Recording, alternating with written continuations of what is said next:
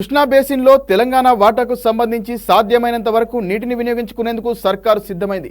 ఇందులో భాగంగా కృష్ణా ప్రాంతం ఎక్కువగా ఉండే ఉమ్మడి పాలమూరు జిల్లాలో ఇరిగేషన్ ప్రాజెక్టుల డెవలప్మెంట్కు తెలంగాణ ప్రభుత్వం కసరత్తు చేస్తోంది. కృష్ణా పరివాహకంలో రాష్ట్ర వాటా నీటిని వినియోగించుకునేందుకు రేవంత్ సర్కార్ సిద్ధమైంది. ఇప్పటికే కొడంగల్ నారాయణపేట స్కీమ్ పరిధిలో 10 రిజర్వాయర్ల నిర్మాణానికి గ్రీన్ సిగ్నల్ ఇవ్వగా, గత ప్రభుత్వం టేకప్ చేయని పాలమూరు స్కీమ్లోని లక్ష్మీదేవిపల్లి రిజర్వాయర్ను పూర్తి చేయడానికి సిద్ధమవుతోంది. అలాగే మహాత్మాగాంధీ కల్వకుర్తి లిఫ్ట్ ఇరిగేషన్ పరిధిలోని ప్రతి నియోజకవర్గంలో 4-5 టీఎంసీల కెపాసిటీతో రిజర్వాయర్లు నిర్మించేందుకు ప్రపోజల్స్ రెడీ చేస్తోంది రేవంత్ ప్రభుత్వం.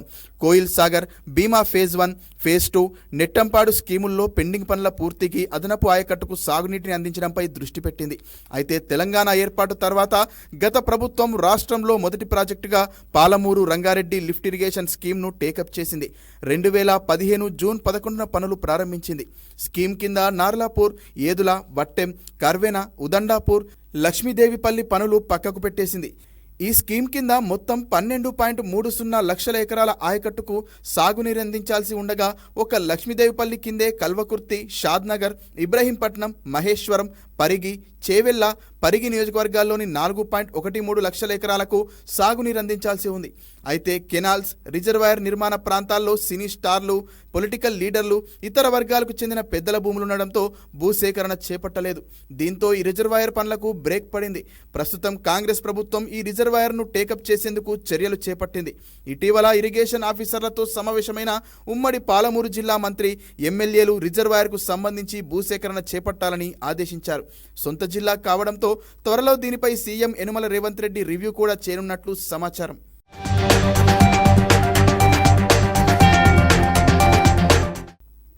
ఎంజీకేఎల్ఐ కింద ఎల్లూరు, సింగోటం, జొన్నలజోగుడ, గుడిపల్లి గట్టు రిజర్వాయర్లున్నాయి. వీటి కింద మహబూబ్ నగర్, నాగర్ కర్నూల్, వనపర్తి జిల్లాల్లోని కొంత ప్రాంతానికి సాగునీరు అందుతుంది. అయితే ఈ స్కీములో మరిన్ని రిజర్వాయర్లు నిర్మించాలని రాష్ట్ర సర్కార్ భావిస్తోంది. దీని పరిధిలోని అచ్చంపేట, నాగర్ కర్నూల్, కల్వకుర్తి, వనపర్తి, కొల్లాపూర్, జడ్చర్ల నియోజకవర్గాలుండగా, ఈ ప్రాంతాల్లో 4 నుంచి 5 టీఎంసీల కెపాసిటీతో రిజర్వాయర్ల నిర్మాణం సాధ్యాసాధ్యాలపై ప్రపోజల్స్ సిద్ధం చేయాలని ఇటీవల ఆదేశించింది.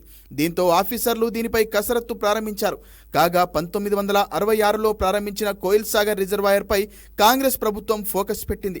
ఈ రిజర్వాయర్ కింద పాత ఆయకట్టు 12,000 ఎకరాలు మాత్రమే ఉండగా, జలయజ్ఞంలో దానిని 52,000 ఎకరాలకు పెంచారు.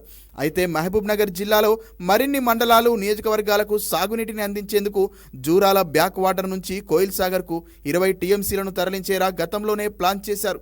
దాదాపు 2 లక్షల ఎకరాలకు సాగునీటిని అందించాలనుకున్నారు. కానీ గత ప్రభుత్వంలో ముందడుగు పడలేదు. కాంగ్రెస్ ప్రభుత్వం అధికారంలోకి వచ్చాక ఇందుకు సంబంధించిన ప్రపోజల్ సిద్ధం చేయాలని ఆ శాఖను ఆదేశించింది.